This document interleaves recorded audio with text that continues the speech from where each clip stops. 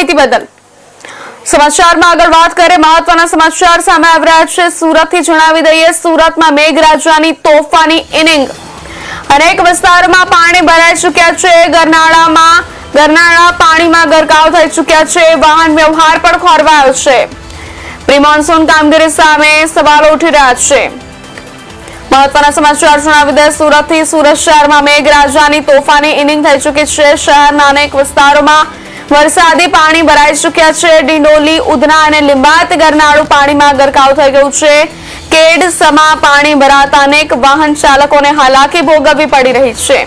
કમર સુધીના પાણી ભરાતા વાહનોની અવરજવર બંધ થઈ છે। રાહદારીઓ કમર સુધીના પાણીમાંથી પસાર થવામાં મજબૂર થયા છે।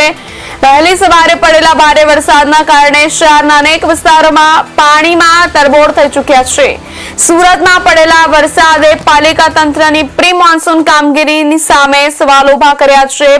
પાલિકાના પ્રી મોન્સૂનની કામગીરીની પોલ ખુલ્લી પડી છે। સુરતમાં મેઘરાજાની તોફાની ઇનિંગ થઈ ચૂકી છે। અનેક વિસ્તારોમાં પાણી ભરાઈ ચૂક્યા છે। ગરનાળા પાણીમાં ગરકાવ થઈ ચૂક્યા છે, જેના કારણે વાહન વ્યવહાર પણ ઠપ થયો છે। સમગ્ર મામલે મહાનગરપાલિકાની પ્રી મોન્સૂન કામગીરી સામે સવાલો ઉઠી રહ્યા છે।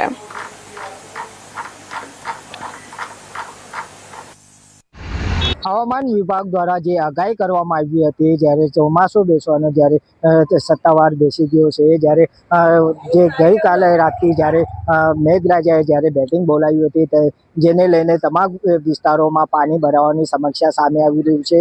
જેથી કરીને ગઈકાલથી રાતથી જે મેઘરાજાએ જ્યારે ધમધમાટી બેટિંગ કરી હતી, જેને લઈને તમામ વિસ્તારો છે સુરત શહેરના જ્યારે વિસ્તારોની વાત કરીએ, અત્યારે આપણે લીંબાયત જે ગરનાળા પાસે ઉભા છે, જે દર વર્ષે અહીંયા પાણી ભરાવાની સમસ્યા સામે આવતી હોય છે, જે વાહન ચાલકોને ઘણી મુશ્કેલીનો સામનો કરવો પડ્યો છે। જેને લઈને જે પાણી નિકાલ કરવા માટે સુરત મહાનગરપાલિકા દ્વારા અવારનવાર જ્યારે દાવા કરવામાં આવતી હોય છે, જે પ્રી મોન્સૂનની કામગીરી હોય છે એના દાવા કરવામાં આવતો હોય છે, ત્યારે સુરત મહાનગરપાલિકાની જે પ્રી મોન્સૂનની કામગીરી છે જે કાગળ પર જ જોવા મળી રહ્યું હોય એવું લાગી રહ્યું છે। જ્યારે જે થોડાક જ વરસાદમાં જ્યારે આ સ્થિતિ આપણે જોવા મળે છે, જેને લઈને તમામ વિસ્તારોમાં પાણી ભરાવાની સમસ્યા સામે આવતી હોય છે।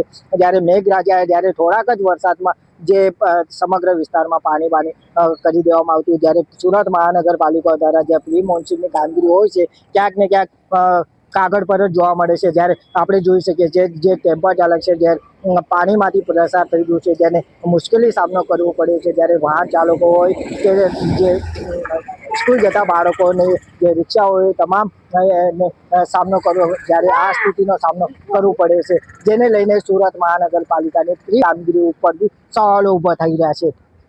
રવિ વેંડે, સુરતના મોટા વરાછા વિસ્તારની ઘટના સામે આવી છે। 400 મીટરનો આખો રસ્તો બેસી ગયો। થોડા સમય પહેલા જ આ રસ્તા પર ડ્રેનેજની કામગીરી કરવામાં આવી હતી।